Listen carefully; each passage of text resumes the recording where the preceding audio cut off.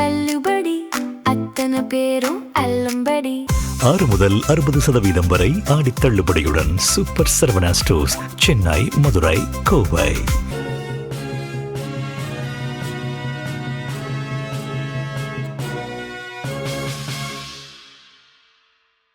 வணக்கம்.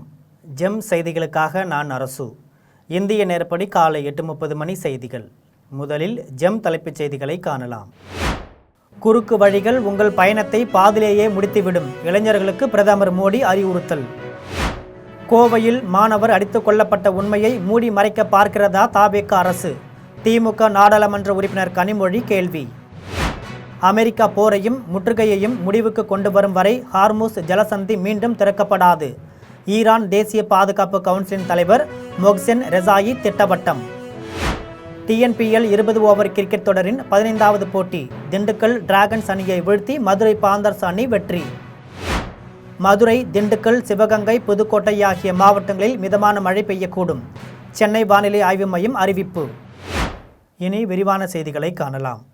குறுக்கு வழிகள் உங்கள் பயணத்தை பாதிலேயே முடித்துவிடும் என்று இளைஞர்களுக்கு பிரதமர் மோடி அறிவுறுத்தியுள்ளார். உத்தரப்பிரதேசத்தை சேர்ந்த முன்னாள் குடியரசுத் தலைவர் Ramnath Kovind triumph of the Indian republic, my life my struggles என்ற பெயரில் சுயசரிதை எழுதியுள்ளார். டெல்லியில் நடைபெற்ற இதன் வெளியீட்டு விழாவில் பிரதமர் மோடி பங்கேற்று சுயசரிதையை வெளியிட்டு உரையாற்றினார். அப்போது பேசிய அவர், கடினமான சூழ்நிலைகளை கடந்து உறுதியான மனப்பான்மையுடன் நாட்டின் மிக உயர்ந்த அரசியலமைப்பு பதவியை ஒருவர் எவ்வாறு அடைய முடியும் என்பதற்கு முன்னாள் குடியரசுத் தலைவர் ராம்நாத் கோவிந்தின் வாழ்க்கை ஒரு சிறந்த எடுத்துக்காட்டு என்று தெரிவித்தார். குடியரசுத் தலைவர் பதவியிலிருந்து ஓய்வு பெற்றும் கூட பொது வாழ்வில் அவர் தொடர்ந்து ஈடுபட்டு வருவதாக கூறினார். ஒரு குறிப்பிட்ட காலகட்டத்தை அதை நேரில் அனுபவித்த ஒருவரின் வாழ்க்கையின் மூலம் புரிந்து கொள்ளும் வாய்ப்பை சுயசரிதைகள் வழங்குவதால் அவற்றை இளைஞர்கள் வாசிக்க வேண்டும் என்று கேட்டுக்கொண்டார். மேலும் ரீல்ஸ் எனப்படும் குறும்பட வீடியோக்கள் நிறைந்த இன்றைய யுகத்தில் சமூக ஊடக பிரபலங்கள் உங்களை வேறு பாதைக்கு அழைத்து செல்லலாம் என்று கூறினார். ஆனால் குறுக்கு வழிகள் உங்கள் பயணத்தை பாதிலேயே முடித்துவிடும் என்பதை இளைஞர்கள் நினைவில் கொள்ள வேண்டும் என்று தெரிவித்தார். கோவையில் மாணவர் அடித்துக் கொல்லப்பட்ட உண்மையை மூடி மறைக்க பார்க்கிறதா தாவேக அரசு என்று திமுக நாடாளுமன்ற உறுப்பினர் கனிமொழி வினவியுள்ளார். திமுக நாடாளுமன்ற உறுப்பினர் கனிமொழி தனது சமூக வலைதள பக்கத்தில் பதிவு ஒன்றை வெளியிட்டுள்ளார். அதில் கோவையில் உள்ள தனியார் கல்லூரியில் படித்து வந்த 1ஆம் ஆண்டு மாணவர் போதைப்பொருள் விற்பனை குறித்த தகவல் தெரிவித்ததற்காக போதை பழக்கத்தில் ஈடுபட்ட மாணவர்களால் அடித்து கொலை செய்யப்பட்டுள்ளதாக தெரிவித்துள்ளார். அதை தாவேக அரசு மாணவர்களிடையேயான கோஷ்டி மோதல் என்று திசை திருப்பும் வகையில் வழக்கை முடித்து வைக்க பார்ப்பதற்காக குற்றம் சாட்டியுள்ளார். கல்லூரி நிர்வாகமும் காவல்துறையும் போதைப்பொருள் விற்பனை குறித்து தகவல் அளித்த பின் பாதுகாக்க தவறியதால் தான் அம்மாணவர் கொலை செய்யப்பட்டதாக அவரது பெற்றோர் கூறும் நிலையில் பலியான அப்பாவி மாணவரையே குற்றவாளியாக்கி உண்மையை மூடி மறைக்க பார்க்கிறதா தாவேக அரசு என்று கேள்வி எழுப்பியுள்ளார். இந்த கொலையை செய்தவர்கள் மட்டுமின்றி பாதுகாப்பு வழங்க தவறிய காவல்துறையினரையும் விசாரணைக்கு உட்படுத்தி நடவடிக்கை எடுக்க வேண்டும் என்று வலியுறுத்தியுள்ளார்.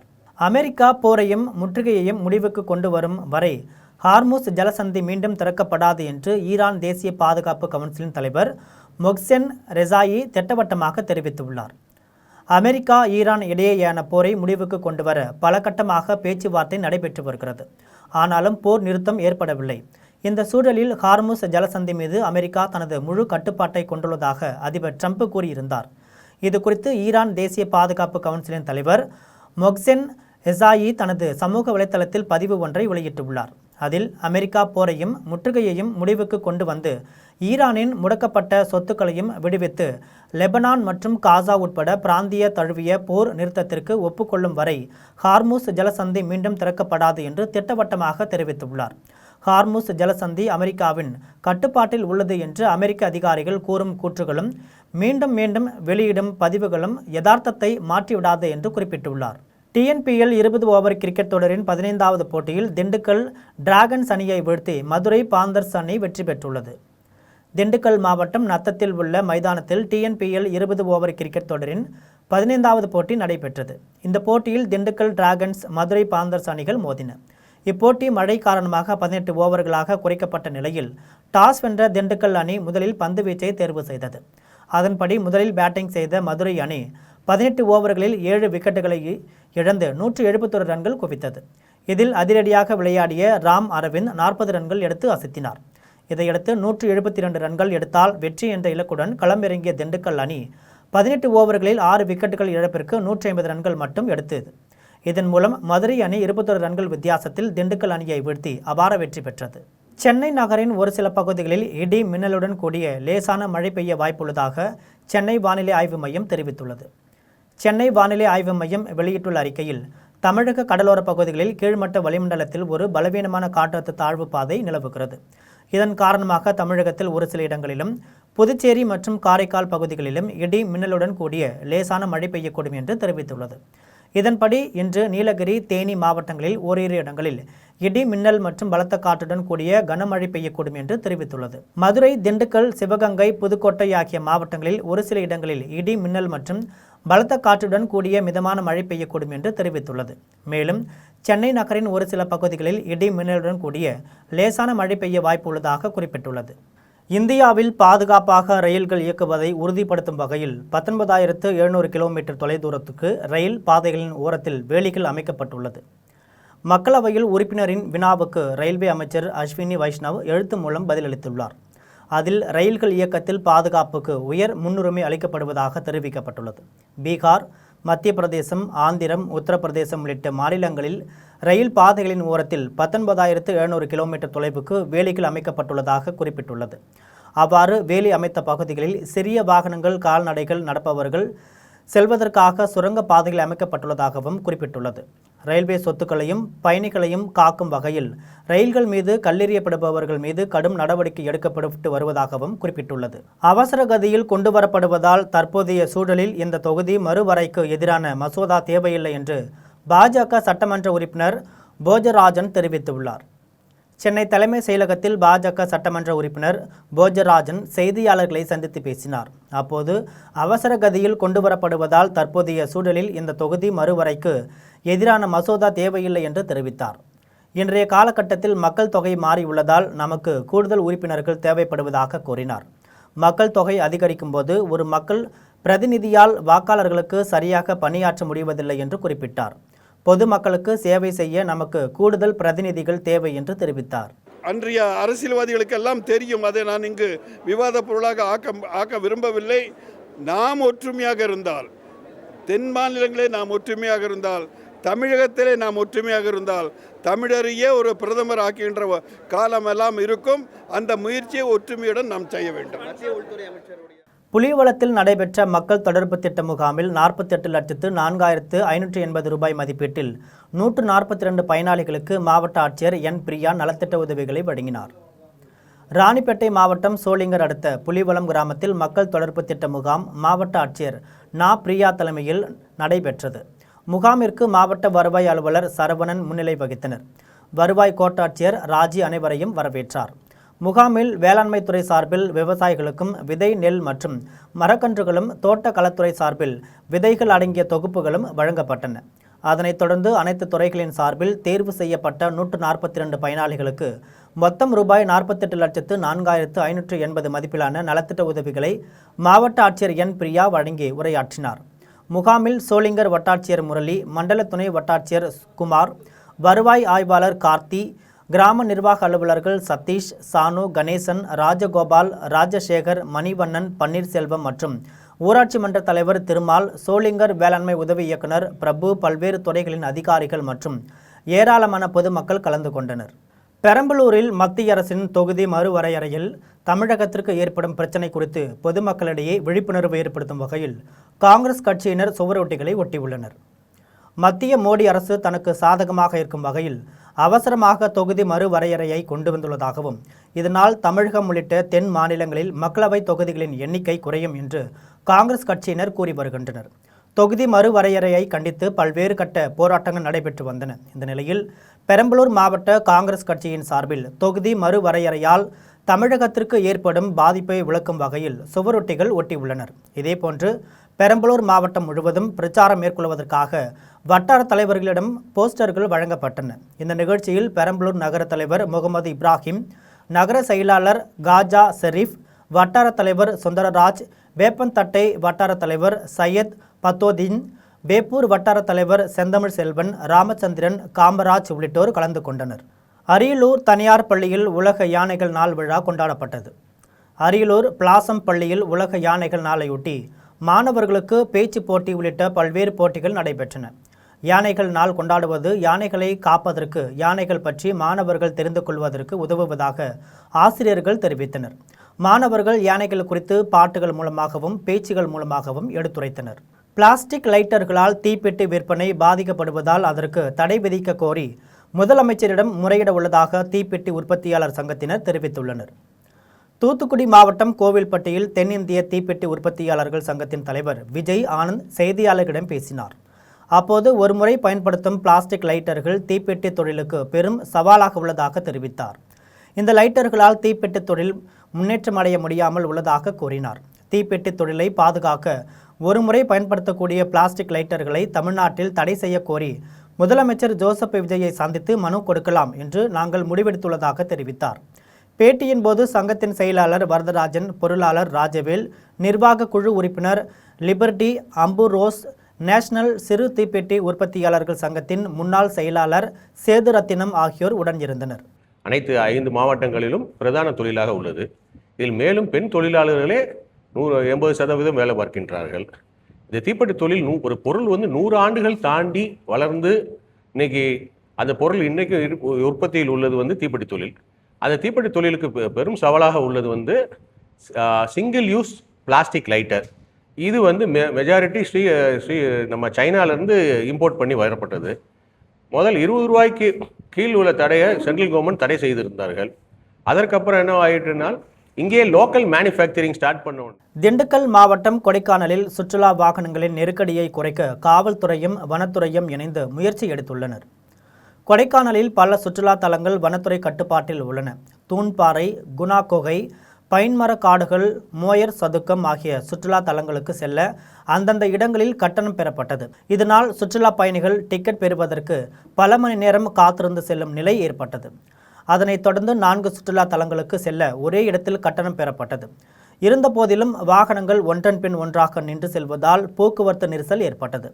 வனத்துறையும் காவல்துறையும் இணைந்து சுற்றுலா தலங்களுக்கு கட்டணம் செலுத்த நகரில் 5க்கும் மேற்பட்ட இடங்களில் QR ஸ்கேனர் வைத்தனர். இப்போது புதிய முயற்சியாக வீட்டிலேயே இருந்து இணையதளத்தின் வாயிலாக பணம் செலுத்தலாம் என்ற புதிய அறிவிப்பை வெளியிட்டுள்ளனர்.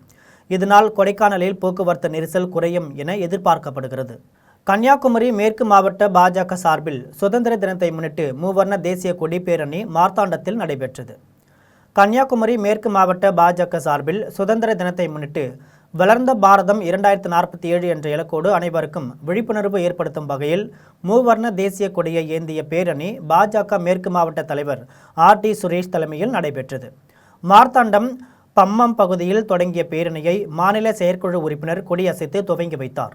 பேரணியில் 500க்கும் மேற்பட்டோர் கலந்து கொண்டு தேசிய கொடி ஏந்தியபடி தேசபக்தி முழக்கங்களை எழுப்பியபடி சென்றனர். காமநாயக்கன்பட்டி புனித பரலோக மாதா பேராலயத்தின் முன்னேற்பு பெருவிழா முன்னிட்டு ஆகஸ்ட் 14ஆம் தேதி தூத்துக்குடி மாவட்டத்திற்கு உள்ளூர் விடுமுறை விட்டு அரசாணை வெளியிட்டுள்ளது. தூத்துக்குடி மாவட்டம் காமநாயக்கன்பட்டியில் உள்ள புனித பரலோக மாதா பேராலயத்தில் வெண்ணேற்பு பெருவிழாவை முன்னிட்டு ஆகஸ்ட் 15ஆம் தேதி திருத்தேர் தேர்பவனி நடைபெறுகிறது. இதையொட்டி ஆகஸ்ட் 14ஆம் தேதி தூத்துக்குடி மாவட்டத்திற்கு உள்ளூர் விடுமுறை விட்டு அரசாணை வெளியிடப்பட்டுள்ளது. விடுமுறை அறிவிக்கப்பட்ட நிலையில் பொதுமக்கள் மகிழ்ச்சி அடைந்துள்ளனர். முழங்காலில் ஏற்பட்ட காயம் காரணமாக சின்சினாட்டி ஓபன் தொடரிலிருந்து உலகின் முதல் நிலை வீரரான இத்தாலியின் ஜானிக் சின்னர் விலகியுள்ளார். அமெரிக்காவில் சின்சினாட்டி ஓபன் டென்னிஸ் தொடர் வரும் 23ஆம் தேதி வரை நடைபெறுகிறது. தற்போது தகுதி சுற்று போட்டியில் நடந்து வரும் நிலையில் உலகின் முதல் நிலை வீரரான இத்தாலியின் ஜானிக் சின்னர் விலகியுள்ளார். முழங்காலில் ஏற்பட்ட காயம் காரணமாக சின்சினாட்டி ஓபன் தொடரிலிருந்து சின்னர் விலகியுள்ளார். இது தொடர்பாக சின்னர் பேசிய போது வரவுள்ள அமெரிக்க ஓபன் டென்னிஸ் தொடரை கருத்தில் கொண்டும் மருத்துவர்களின் பரிந்துரையை ஏற்றும் சின்சினாட்டி தொடரிலிருந்து விலகுவதாக தெரிவித்துள்ளார். ஏற்கனவே காயம் காரணமாக சின்சினாட்டி ஓபன் தொடரிலிருந்து உலகின் 2ஆம் நிலை வீரரான ஸ்பெயினின் கார்லோஸ் அல்காரஸ் விலகியுள்ளார் என்பது குறிப்பிடத்தக்கது. திருச்செந்தூர் முருகன் கோவில் சண்முக விலாசம் வரை விதிகளை மீறி சொகுசு காரில் வந்து தரிசனம் செய்தவர் யார் என்றும் அவர் மீது இந்து அறநிலையத்துறை என்ன நடவடிக்கை எடுக்கப் போகிறது என்றும் பக்தர்கள் கேள்வி எழுப்பியுள்ளனர். திருச்செந்தூர் முருகன் கோவிலுக்கு நாள்தோறும் ஆயிரக்கணக்கான பக்தர்கள் வந்து வழிபட்டு செல்கின்றனர். கோவிலில் பொது தரிசனம், கட்டண தரிசனம், மூத்த குடிமக்களுக்கான சிறப்பு தரிசன வரிசை என 3 பாதை வழியாக முருகனை தரிசனம் செய்யலாம். இது தவிர முக்கிய பிரமுகர்கள் வந்தால் தரிசனம் செய்வதற்கு சண்முக விலாச மண்டபத்தின் முன் கேட் வழியாக செல்வார்கள். இந்த நிலையில் நேற்று அதிகாலை 5 மணி அளவில் கோவில் சொகுசு கார் ஒன்று சண்முக விலாச வாசல் வரை வந்துள்ளது. அதில் இருந்தவர்கள் அனுமதியின்றி சண்முக விலாச கதவுகளை தாண்டி கோவிலுக்குள் சென்று வழிபட்டு உள்ளனர். காவலர்கள் தடுத்து நிறுத்தியும் நிறுத்தாமல் காரை கொண்டு வந்துள்ளனர். கோவில் சண்முக விலாச மண்டபம் வரை கார்கள் கொண்டு வர அனுமதி கிடையாது. ஆகம விதிகளை மீறி இந்த காரில் வந்தவர் யார், அவருடன் யார் வந்தார்கள் என்று கோவில் நிர்வாகத்திடம் செய்தியாளர்கள் வினவினர். அதற்கு தூத்துக்குடி மாவட்டத்தை சேர்ந்த டிஎஸ்பி ஒருவர் காரில் வந்ததாகவும் அவர் அனுமதியின்றி கோவிலுக்குள் சண்முக விலாச கேட்டை தள்ளிவிட்டு கோவிலுக்குள் சென்றதாகவும் தெரிவித்துள்ளனர். வந்தவர் யார் என்று கோவில் நிர்வாகத்திடம் காவல்துறையும் இந்து அறநிலைத்துறையும் விசாரித்து நடவடிக்கை எடுக்க வேண்டும் என்று பக்தர்கள் கோரிக்கை விடுத்துள்ளனர். தமிழ்நாட்டின் சமவெளி மாவட்டங்களில் கோடை வெப்பம் அதிகரித்துள்ள நிலையில் கொடைக்கானலில் இதமான காலநிலையை அனுபவித்து கொண்டாட சுற்றுலா பயணிகள் குவிந்துள்ளனர். திண்டுக்கல் மாவட்டம் கொடைக்கானலில் சுற்றுலா பயணிகளின் வருகை அதிகரித்துள்ளது. குணா குகை, பைன்மரக்காடு, தூண்பாறை, மோயர் சதுக்கம் உள்ளிட்ட சுற்றுலா தலங்களில் இதமான குளுமையான காலநிலையை அனுபவித்து சுற்றுலா தலங்களின் இயற்கை அழகை கண்டு களித்தும் சுற்றுலா பயணிகள் படம் பிடித்து மகிழ்ந்தனர். நகரின் நடுவே அமைந்துள்ள நட்சத்திர ஏரியில் படகு சவாரி செய்தும் சைக்கிள் சவாரி செய்தும் மகிழ்ந்தனர். பிரையண்ட் பூங்காவில் பூத்து குலுங்கும் வண்ண மலர்களை கண்டும் மகிழ்ந்தனர். இந்திய இராணுவத்திற்கு 1 லட்சம் கோடி ரூபாயில் 60 பல்வகை பயன்பாட்டு போக்குவரத்து விமானங்கள் வாங்குவதற்கு டெண்டர் வெளியிடப்பட்டுள்ளது. இந்திய விமானப்படையில் பழைய சரக்கு விமானங்களை கவிழ்த்துவிட்டு புதிய விமானங்களை வாங்குவதற்காக பாதுகாப்பு அமைச்சகம் டெண்டர் வெளியிட்டுள்ளது. 1 லட்சம் கோடி ரூபாயில் 60 விமானங்கள் வாங்குவதற்கான இந்த டெண்டரை பெறுவதில் இந்துஸ்தான் ஏரோநாட்டிக்ஸ் நிறுவனம், டாடா, மஹிந்திரா ஆகியன போட்டியில் உள்ளன. மஹிந்திரா நிறுவனம் பிரேசில் நாட்டின் எம்ப்ரேயர் நிறுவனத்துடன் சேர்ந்து C390 வகை போக்குவரத்து விமானத்தை வழங்குவதாக அறிவித்துள்ளது. டாடா நிறுவனம் லாக்ஹீட் மார்டின் நிறுவனத்துடன் சேர்ந்து C130 வகை விமானத்தை வழங்குவதாக அறிவித்துள்ளது. இவ்வகை விமானம் ஏற்கனவே இந்திய விமானப்படையில் உள்ளது. இந்திய ரயில்வேயின் ரயில் ஒன் செயலியை இதுவரை 4,76,00,000 பேர் பதிவிறக்கி உள்ளதாகவும் இதன் மூலம் ஒரு நாளைக்கு 10 லட்சம் பயண சீட்டுகள் எடுக்கப்படுவதாகவும் தெரிவிக்கப்பட்டுள்ளது. இந்திய ரயில்வே முன்பதிவு பயண சீட்டுகள், முன்பதிவில்லா பயண சீட்டுகள், நடைமேடை சீட்டுகள் எடுக்கவும், ரயில்கள், PNR விசாரணை, ரயில்வே புகார் ஆகியவற்றிற்கு ரயில் ஒன் என்கிற செயலியை ஜூலை மாதத்தில் அறிமுகப்படுத்தியுள்ளது. இந்த செயலியை இதுவரை 4,76,00,000 பேர் பதிவிறக்கி உள்ளனர். இந்த செயலி வழியாக ஒரு நாளில் சராசரியாக 10 லட்சம் பயண சீட்டுகள் எடுக்கப்படுவதாக தெரிவிக்கப்பட்டுள்ளது. இதில் 2,79,000 முன்பதிவு சீட்டுகள் என்றும் 7,24,000 முன்பதிவில்லா சீட்டுகள் என்றும் குறிப்பிட்டுள்ளது. 2013 முதல் 2014 ஆண்டில் 49 விழுக்காடு முன்பதிவு சீட்டுகள் இணைய வழியில் எடுக்கப்பட்ட நிலையில் அது இப்பொழுது 89 விழுக்காடாக உயர்ந்துள்ளது. இந்த தகவல்களை மக்களவையில் உறுப்பினரின் வினாவுக்கு ரயில்வே அமைச்சர் எழுத்து மூலம் அளித்த பதிலில் தெரிவித்துள்ளார். பழனி கோவில் அடிவாரம் பகுதியில் அறக்கட்டளைக்கு சொந்தமான நிலத்தை முறைகேடாக பத்திரப்பதிவு செய்த சார் பதிவாளர் மீது மேலும் ஒரு நில மோசடி பதிவு செய்யப்பட்டுள்ளது. பழனி கோவில் அடிவாரம் பகுதியில் அறக்கட்டளைக்கு சொந்தமான நிலத்தை முறைகேடாக பத்திரப்பதிவு செய்த வழக்கில் கைது செய்யப்பட்ட சார் பதிவாளர் ஜஸ்டின் மணிகண்டன் மேலும் ஒரு புதிய முறைகேடு வழக்கு பதியப்பட்டுள்ளது. திண்டுக்கல் மாவட்டம் ஆயக்குடியில் தனியாருக்கு சொந்தமான நிலத்தை போலி ஆவணங்கள் மூலம் முறைகேடாக பத்திரப்பதிவு செய்ததாக பழனி சார் பதிவாளர் ஈஸ்வரி காவல் நிலையத்தில் புகார் அளித்துள்ளார். இந்த புகாரின் பேரில் முறைகேடாக பத்திரப்பதிவு செய்து கொடுத்த சஸ்பெண்ட் செய்யப்பட்ட சார் பதிவாளர் ஜஸ்டின் மணிகண்டன் போலி ஆவணம் மூலம் நிலத்தை விற்ற மணி மற்றும் அந்த நிலத்தை வாங்கிய கந்தசாமி ஆகிய 3 பேர் மீது ஆயக்குடி காவல்துறையினர் வழக்கு பதிவு செய்து விசாரணையை தொடங்கியுள்ளனர். ஏற்கனவே CBCID விசாரணை வளையத்தில் உள்ள ஜஸ்டின் மணிகண்டன் மீது மீண்டும் ஒரு வழக்கு பதியப்பட்டுள்ளது என்பது குறிப்பிடத்தக்கது. பொன்னேரி அருகே பதிவு செய்யப்பட்ட ஆவணத்தை விடுவிக்க லஞ்சம் வாங்கிய சார் பதிவாளர் உள்ளிட்ட 3 பேரை லஞ்ச ஒழிப்புத்துறையினர் கைது செய்த சம்பவம் அப்பகுதியில் பெரும் பரபரப்பை ஏற்படுத்தியுள்ளது. சென்னை அரும்பாக்கத்தை சேர்ந்த நடராஜன் திருவள்ளூர் அருகே 2 கிரவுண்ட் வீட்டு மனையை வாங்கி பொன்னேரி சார் பதிவாளர் அலுவலகத்தில் பத்திரப்பதிவு செய்துள்ளார். பதிவு செய்யப்பட்ட ஆவணத்தை விடுவிக்க சார் பதிவாளர் சங்கர் 2,000 ரூபாய் லஞ்சம் தர வேண்டும் என கேட்டதாக கூறப்படுகிறது. லஞ்சம் தர மறுத்த நடராஜன் திருவள்ளூர் லஞ்ச ஒழிப்புத்துறை அலுவலகத்தில் புகார் அளித்துள்ளார். இதையடுத்து ரசாயனம் தடவிய 15,000 ரூபாய் பணத்தை நடராஜன் மூலம் கொடுக்க வைத்து லஞ்ச ஒழிப்புத்துறையினர் கண்காணித்துள்ளனர். அப்போது லஞ்சம் பெற்றபோது சார் பதிவாளர் சங்கர், ஆவண எழுத்தர் ரமேஷ், அலுவலக உதவியாளர் நித்யா ஆகிய 3 பேரையும் கையும் களவுமாக கைது செய்தனர். மேலும் லஞ்ச ஒழிப்புத்துறையினர் நடத்திய அதிரடி சோதனையில் முக்கிய ஆவணங்கள் கைப்பற்றப்பட்டதாகவும் தொடர்ந்து விசாரணை நடைபெற்று வருவதாகவும் தகவல் வெளியாகியுள்ளது. வலசரவாக்கம் அருகே வீட்டில் தஞ்சமடைந்த சாரை பாம்பை தீயணைப்பு வீரர்கள் லாபகமாக பிடித்து வனப்பகுதியில் பாதுகாப்பாக விட்டனர். சென்னை வலசரவாக்கத்தில் வீட்டில் உறங்கிக் கொண்டிருந்த ரமேஷ் சத்தம் கேட்டு திடீரென எழுந்து பார்த்தபோது 6 அடி நீளமுள்ள சாரை பாம்பு இருந்ததைக் கண்டு அதிர்ச்சி அடைந்தார். இதனால் ரமேஷ் மற்றும் அவரது குடும்பத்தினர் அலறி அடித்துக்கொண்டு வீட்டை விட்டு வெளியேறினர். இது குறித்து ரமேஷ் வனத்துறையினருக்கு தகவல் அளித்த நிலையில் வனத்துறை காவலர் வினோத் சம்பவ இடத்திற்கு விரைந்து வந்தார். பின்னர் லாவகமாக 6 அடி நீளமுள்ள சாரை பாம்பை பிடித்து வேளச்சேரியில் உள்ள வனத்துறை அலுவலகத்திற்கு கொண்டு சென்றார். பின்னர் வனத்துறை அதிகாரிகள் சாரை பாம்பை வனப்பகுதிக்கு கொண்டு சென்று பாதுகாப்பாக விட்டனர். துரிதமாக செயல்பட்டு பாம்பை மீட்ட வனத்துறை காவலர் வினோத்துக்கு பொதுமக்கள் பாராட்டு தெரிவித்தனர். கடலூர் மாவட்டம் பெண்ணாடம் வட்டாரத்தில் கொள்முதல் நிலையங்களில் நெல் மூட்டைகள் தேங்கி கிடப்பதால் விவசாயிகள் கவலையடைந்துள்ளனர்.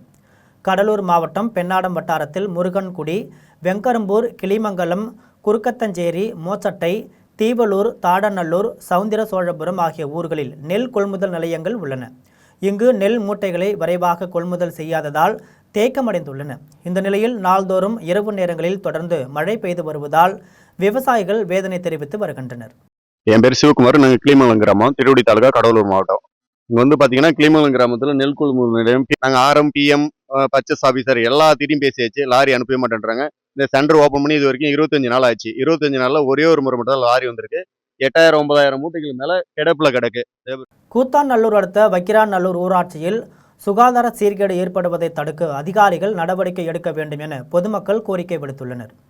திருவாரூர் மாவட்டம் கூத்தாநல்லூர் அடுத்த பூதமங்கலம் வக்கிராநல்லூர் ஊராட்சியில் 2000க்கும் மேற்பட்ட குடும்பத்தினர் வசித்து வருகின்றனர். இந்த நிலையில் கிராமத்தில் உள்ள குளம், ஏரி உள்ளிட்ட நீர்நிலைகளில் வாய்க்கால் மூலம் கழிவுநீர் செல்வதால் விவசாயம் செய்ய முடியவில்லை எனவும், குப்பை கழிவுகளை எரிக்காததாலும், பன்றிகள் கிளறுவதாலும் துர்நாற்றம் வீசுவதுடன் நோய் தொற்று ஏற்படுகிறது என்றும் பொதுமக்கள் குற்றம் சாட்டுகின்றனர். மேலும் இது குறித்து வக்கிராநல்லூர் ஊராட்சி கிராம பொதுநல கமிட்டிகள் சார்பில் மன்னார்குடி ஊராட்சி ஒன்றிய அதிகாரிகள் மற்றும் சுகாதாரத்துறை அதிகாரிகளிடம் கோரிக்கை மனு அளித்தும் இதுவரை எந்தவித நடவடிக்கையும் எடுக்கவில்லை என்று வக்கிராநல்லூர் ஊராட்சி மக்கள் தெரிவிக்கின்றனர். இது தொடர்பாக பொதுமக்கள் தெரிவிக்கையில், இதனால மக்களுக்கு வந்து இந்த குப்பை நிறையா தேங்கிறதுனால மக்கள் சுகாதார பிரச்சனை நிறையா இருக்குது. அது பன்னிகள் வந்து நிறையா உள்ளே வந்துட்டு ஊருக்குள்ளே வந்து ஒரு 30-40 பன்னிகள் வந்து வெளியிலேருந்து வருது. ஆடு மாடுகள் வந்து இந்த கழிவுகளை தின்னுட்டு அது போடுற எச்சங்கள் வந்து ரொம்ப சுகாதார கேடாக இருக்கு. உடுமலைப்பேட்டையில் காங்கிரஸ் கட்சி சார்பில் தொகுதி மறுவரையறை திட்டத்தை எதிர்த்து போராட்டம் நடைபெற்றது. திருப்பூர் மாவட்டம் உடுமலைப்பேட்டையில் காங்கிரஸ் கமிட்டி சார்பில் உடுமலை நகர தலைவர் ரவி தலைமையில் போராட்டம் நடைபெற்றது. இதில் பிரதமர் மோடியின் நியாயமற்ற தொகுதி மறுவரை திட்டத்தை பற்றி மாணவர்கள் மற்றும் பொதுமக்களிடையே விழிப்புணர்வு ஏற்படுத்தினர். இதில் வழக்கறிஞர் வெற்றிவேல் குமார், முருகன், திருப்பூர் தெற்கு மாவட்ட தலைவர் ஆலம் இப்ரான் உள்ளிட்ட ஏராளமானோர் கலந்து கொண்டு தொகுதி மறுவரையறை முறியடிப்போம் என கூறி உறுதிமொழியை எடுத்துக்கொண்டனர். ஜெயங்கொண்டம் அருகே நகர வளர்ச்சி குழுவின் 11 அம்ச கோரிக்கைகளை வலியுறுத்தி கண்டன ஆர்ப்பாட்டத்தில் ஈடுபட்டனர். அரியலூர் மாவட்டம் மீன் சுருட்டியில் பல்வேறு கோரிக்கைகளை வலியுறுத்தி நகர வளர்ச்சி குழு சார்பில் கண்டன ஆர்ப்பாட்டம் நடைபெற்றது. அப்போது அரசு ஆரம்ப சுகாதார நிலையத்தை அரசு மருத்துவமனையாக தரம் உயர்த்த வேண்டும் என வலியுறுத்தினர். குடிநீர், கழிவறை வசதி உள்ளிட்ட 11 அம்ச கோரிக்கைகளை உடனடியாக நிறைவேற்ற வேண்டும் என கோரிக்கை விடுத்தனர். கோரிக்கைகள் நிறைவேற்றப்படாவிட்டால் 10 நாட்களுக்கு ஒருமுறை பொதுமக்களை திரட்டி போராட்டம் நடத்தப்படும் என எச்சரித்தனர். இந்த ஆர்ப்பாட்டத்தில் நகர வளர்ச்சி குழுவினர் மற்றும் பொதுமக்கள் திரளாக கலந்து கொண்டனர். பெரம்பலூர் அருகே மக்களை தேடி மருத்துவ ஊழியர்கள் சங்கத்தினர் பல்வேறு கோரிக்கைகளை வலியுறுத்தி கண்டன ஆர்ப்பாட்டத்தில் ஈடுபட்டனர். பெரம்பலூர் மாவட்ட ஆட்சியர் அலுவலகம் முன்பு பல்வேறு கோரிக்கைகளை வலியுறுத்தி மக்களை தேடி மருத்துவ ஊழியர்கள் சங்கத்தினர் ஆர்ப்பாட்டத்தில் ஈடுபட்டனர். மாவட்ட தலைவர் கிருஷ்ணமூர்த்தி தலைமையில் நடைபெற்ற இந்த ஆர்ப்பாட்டத்தில் ஊழியர்களின் கோரிக்கைகளை வலியுறுத்தி முழக்கங்கள் எழுப்பப்பட்டன. அப்போது ஊக்கத்தொகையை 5500 ரூபாயிலிருந்து 15000 ரூபாயாக உயர்த்தி வழங்க வேண்டும் என வலியுறுத்தினர். மேலும் பணி நிரந்தரம் செய்ய வேண்டும் என்றும் பணி சுமையை வரன்முறைப்படுத்த வேண்டும் என்றும் கோரிக்கை விடுத்தனர். இந்த ஆர்ப்பாட்டத்தில் மாவட்டம் முழுவதும் இருந்து திரளான மக்களை தேடி மருத்துவ ஊழியர்கள் கலந்து கொண்டனர். பெரம்பலூர் அருகே ஓய்வு பெற்ற அலுவலர்கள் சங்கத்தினர் மருத்துவ காப்பீட்டு திட்டத்தில் உள்ள முரண்பாடுகளை களைந்திட வலியுறுத்தி ஆர்ப்பாட்டத்தில் ஈடுபட்டனர். பெரம்பலூர் மாவட்ட ஆட்சியர் அலுவலகம் முன்பு ஓய்வு பெற்ற அலுவலர்கள் சங்க மாவட்ட தலைவர் தங்கராஜ் தலைமையில் ஆர்ப்பாட்டம் நடைபெற்றது. மருத்துவ காப்பீட்டுக்காக மாதந்தோறும் 644 ரூபாயும் ஆண்டுக்கு 7728 ரூபாயும் செலுத்த வேண்டிய நிலையை கண்டித்து முழக்கம் இட்டனர். தொடர்ந்து ஓய்வூதியதாரர்களுக்கு இலவச மருத்துவ காப்பீட்டு திட்டத்தை அமல்படுத்த வேண்டும் என வலியுறுத்தினர். மேலும் கோரிக்கைகள் நிறைவேற்றப்பட்டாவிட்டால் தொடர் போராட்டங்களில் ஈடுபடுவோம் என எச்சரிக்கை விடுத்தனர். இந்த ஆர்ப்பாட்டத்தில் ஓய்வு பெற்ற அலுவலர்கள் சங்க நிர்வாகிகள் மற்றும் உறுப்பினர்கள் திரளாக கலந்து கொண்டனர். கோவை தனியார் கல்லூரியில் மாணவர் அமுதன் சக மாணவர்களால் தாக்கப்பட்டு உயிரிழந்த சம்பவத்தை கண்டித்து அகில பாரதிய வித்யார்த்தி பரிஷத் அமைப்பை சேர்ந்த மாணவர்கள் போராட்டத்தில் ஈடுபட்டனர். கோவை ஒத்தக்கால் மண்டபம் பகுதியில் உள்ள தனியார் கல்லூரியில் மாணவர் அமுதன் சக மாணவர்களால் தாக்கப்பட்டு உயிரிழந்த சம்பவம் தொடர்பாக அகில பாரதிய வித்யார்த்தி பரிஷத் அமைப்பை சேர்ந்த மாணவர்கள் போராட்டத்தில் ஈடுபட்டனர். போதைப் பொருள் பயன்படுத்தியதாக கூறப்படும் சக மாணவர்களை அமுதன் கல்லூரி நிர்வாகத்திடம் தெரிவித்ததன் காரணமாகவே அவர் தாக்கப்பட்டதாக போராட்டத்தில் ஈடுபட்டவர்கள் குற்றம் சாட்டினர். இந்த சம்பவத்தால் தொடர்புடையவர்கள் மீது கடும் நடவடிக்கை எடுக்க வலியுறுத்தி கோஷங்களை எழுப்பினர். இதனையடுத்து போராட்டத்தில் ஈடுபட்டவர்களை காவல்துறையினர் அங்கிருந்து அப்புறப்படுத்தி கைது செய்தனர். பின்னர் அவர்களை காவல்துறை வாகனத்தில் அழைத்து சென்றனர். கல்லூரி முன்பு நடைபெற்ற இந்த போராட்டத்தால் அப்பகுதியில் சிறிது நேரம் பரபரப்பு ஏற்பட்டது. கடலூர் மாவட்டம் திட்டக்குடி அருகே தனியார் பள்ளி பேருந்துகள் நேருக்கு நேர் மோதிக்கொண்டதில் 5க்கும் மேற்பட்ட மாணவர்கள் லேசான காயமடைந்துள்ளனர். கடலூர் மாவட்டம் வேப்பூர் அருகே உள்ள 2 தனியார் பள்ளிகளைச் சேர்ந்த வாகனங்கள் மாலை பள்ளி முடிந்ததும் மாணவர்களை வாகனத்தில் ஏற்றிக்கொண்டு நிதிநத்தம் அருகே சென்று கொண்டிருந்தன. அப்போது 2 பேருந்துகளும் நேருக்கு நேர் மோதிக்கொண்டன. அப்போது பேருந்துகளில் இருந்த 5க்கும் மேற்பட்ட மாணவர்கள் லேசான காயமடைந்தனர். காயமடைந்த மாணவர்களை அப்பகுதி மக்கள் மீட்டு வேப்பூர் அரசு மருத்துவமனைக்கு சிகிச்சைக்காக அனுப்பி வைத்தனர். விபத்து குறித்து ஆவினங்குடி காவல்துறையினர் விசாரித்து வருகின்றனர். திருவண்ணாமலை அருகே இரவு நேரத்தில் இருசக்கர வாகனத்தை மர்ம நபர் திருடி செல்லும் சிசிடிவி காட்சி வெளியாகி பொதுமக்களிடையே அதிர்ச்சியை ஏற்படுத்தியுள்ளது. திருவண்ணாமலை மாவட்டம் ஆரணி உருதுப்பள்ளி தெருவை சேர்ந்த கார்த்தி காய்கறி மொத்த வியாபாரம் செய்து வருகிறார். இவர் கடந்த ஜூலை 1ஆம் தேதி இருசக்கர வாகனத்தை வீட்டின் வெளியே நிறுத்திவிட்டு வீட்டிற்குள் சென்றுள்ளார். மறுநாள் அதிகாலை வேலைக்கு செல்ல வெளியே வந்தபோது இருசக்கர வாகனம் காணாமல் போனதை கண்டு அதிர்ச்சி அடைந்தார். சிசிடிவி காட்சிகளை ஆய்வு செய்தபோது மர்ம நபர் ஒருவர் இருசக்கர வாகனத்தை திருடி சென்றது தெரிய வந்தது. இது குறித்து அளித்த புகாரின் பேரில் காவல்துறையினர் வழக்கு பதிவு செய்து சிசிடிவி காட்சிகளின் அடிப்படையில் மர்ம நபரை தேடி வருகின்றனர். காசிபுரத்தில் குடும்ப தகராறில் மாமியாரை இரும்பு குழாயால் தாக்கிய மருமகனை காவல்துறையினர் நீதிமன்றத்தில் ஆஜர்படுத்தி புழல் சிறையில் அடைத்தனர். சென்னை காசிமேடு காசிபுரத்தை சேர்ந்த ரேவதியின் வீட்டிற்கு குழந்தையை பார்க்க அவரது மருமகன் பிரசாத் சென்றுள்ளார். அப்போது ஏற்பட்ட தகராறில் இரும்பு குழாயால் ரேவதியை தடுக்க வந்த அவரது மகள் ஜோதிகாவையும் தாக்கி மிரட்டல் விடுத்துள்ளார். காயமடைந்த ரேவதி ஸ்டான்லி அரசு மருத்துவமனையில் சிகிச்சை பெற்று வரும் நிலையில் அவர் அளித்த புகாரின் பேரில் காசிமேடு காவல்துறையினர் வழக்கு பதிவு செய்து பிரசாத்தை கைது செய்தனர். விசாரணையில் பிரசாத் மீது ஏற்கனவே உயிர் பறிப்பு, வழிப்பறி, போதைப் பொருள் உள்ளிட்ட 8 குற்ற வழக்குகள் இருப்பது தெரிய வந்தது. பின்னர் நீதிமன்றத்தில் ஆஜர்படுத்தப்பட்ட அவர் நீதிமன்ற உத்தரவின்படி புழல் சிறையில் அடைக்கப்பட்டார்.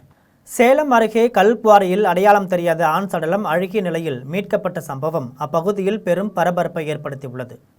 சேலம் மாவட்டம் சங்ககிரி அருகே கள்ளிப்பாளையத்தில் நீண்ட நாட்களாக பயன்பாடின்றி கிடந்த தனியார் கல்குவாரியில் மழைநீர் தேங்கி குட்டை போல் காட்சியளித்து வருகிறது.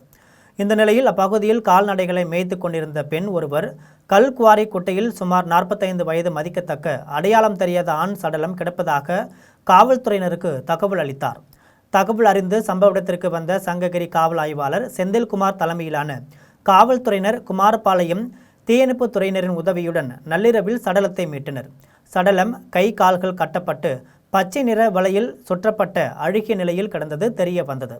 இதையடுத்து சடலத்தை மீட்டு பிரேத பரிசோதனைக்காக சேலம் அரசு மருத்துவமனைக்கு அனுப்பி வைத்தனர். சம்பவம் தொடர்பாக தேவூர் காவல்துறையினர் பல்வேறு கோணங்களில் விசாரணை நடத்தி வரும் நிலையில் ஆண் சடலம் கல்குவாரியில் மீட்கப்பட்ட சம்பவம் அப்பகுதியில் பெரும் பரபரப்பை ஏற்படுத்தியுள்ளது. கலஸ்தம்பாடி கிராமத்தில் உள்ள வடபத்திரகாளியம்மன் கோவிலில் ஆடி அமாவாசையொட்டி பால்குடம் மற்றும் தீமிதி திருவிழா நடைபெற்றது. திருவண்ணாமலை மாவட்டம் கலஸ்தம்பாடி கிராமத்தில் உள்ள வடபத்திரகாளியம்மன் கோவிலில் ஆடி அமாவாசையொட்டி 9ஆம் ஆண்டு பால்குடம் மற்றும் தீமிதி திருவிழா நடைபெற்றது. இதில் 300க்கும் மேற்பட்ட பெண்கள் வடபத்திரகாளியம்மன், விநாயகர், முருகர் உள்ளிட்ட வேடம் அணிந்து பால்குடம் எடுத்தும் தீ மிதித்தும் நேர்த்திக்கடன் செலுத்தினர். தொடர்ந்து அம்மனுக்கு சிறப்பு அபிஷேகம் மற்றும் அலங்காரம் செய்யப்பட்டு தீப ஆராதனை நடைபெற்றது. கலஸ்தம்பாடி மற்றும் சுற்று வட்டார கிராமங்களைச் சேர்ந்த ஏராளமான பக்தர்கள் கலந்து கொண்டு சாமி தரிசனம் செய்தனர்.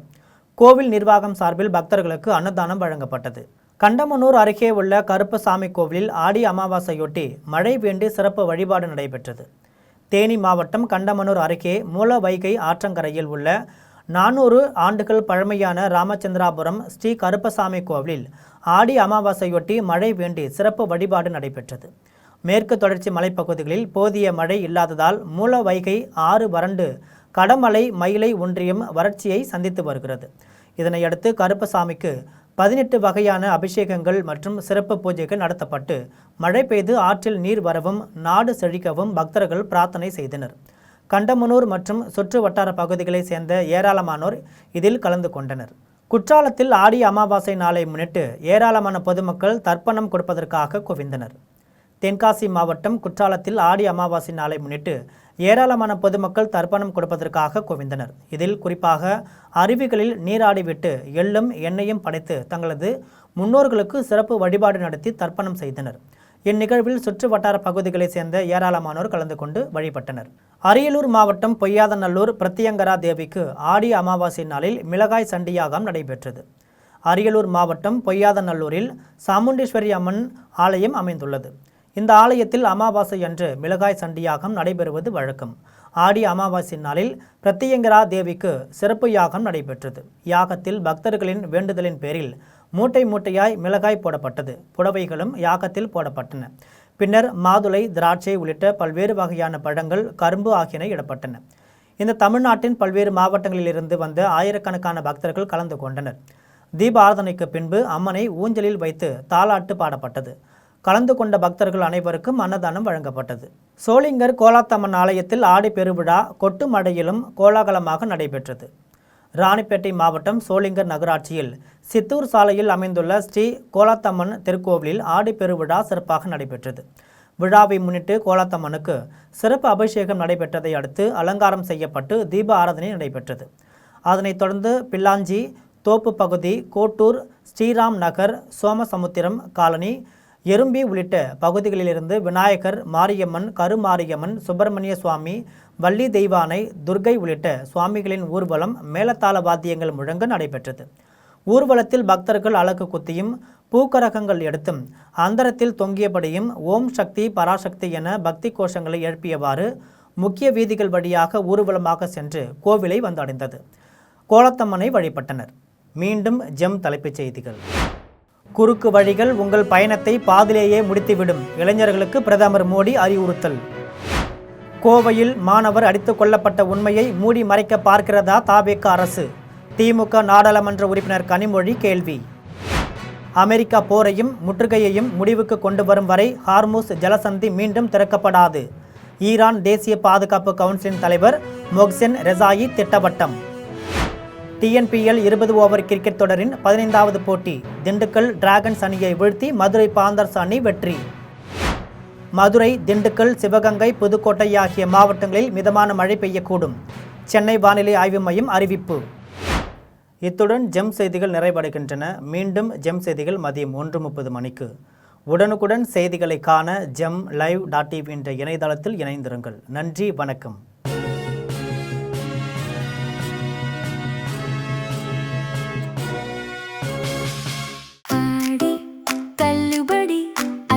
பேரும் அல்லம்படி 6 முதல் 60% வரை ஆடி தள்ளுபடியுடன் சூப்பர் சரவணா ஸ்டோர்ஸ், சென்னை, மதுரை, கோவை.